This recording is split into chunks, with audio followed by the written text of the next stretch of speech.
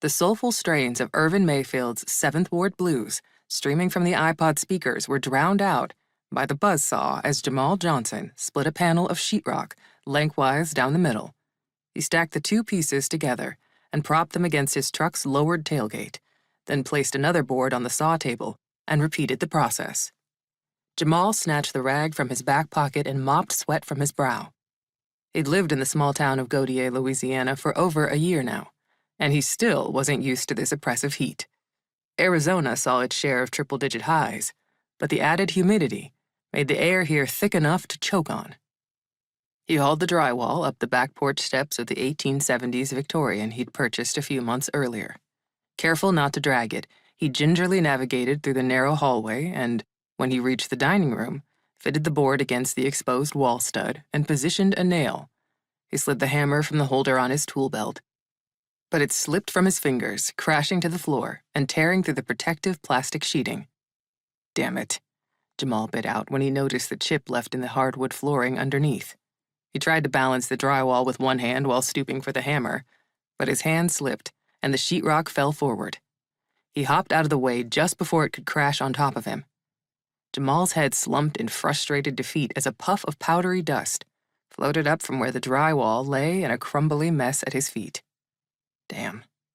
He kneaded the bridge of his nose, praying the headache that had instantly sprouted behind his eyes would subside.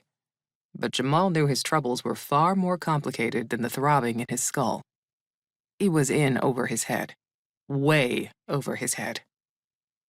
"Jamal?" called a voice from just beyond the doorway. "Oh, great," Jamal muttered, as his best friend's wife, Maya Du Bois Anderson, crossed the threshold. He forced a smile, hoping the strain of his latest debacle didn't show on his face. "How's it?" Maya stopped short, eyeing the crumbled drywall. "Going?" "It's going great," Jamal lied. "I was just about to get another piece of drywall. This one had a crack in it." "Just one crack?" she asked, arching a skeptical brow in inquiry. Jamal disregarded the mess on the floor with a nonchalant wave and motioned for Maya to follow him outside. He dusted off the porch step and aided her as she took a seat, taking care not to bump her very pregnant belly. "So, how are things going with preparations for Christmas in Gauthier?" he asked. "It is going to be amazing," Maya said with the enthusiasm of a child who just won a shopping spree at a toy store.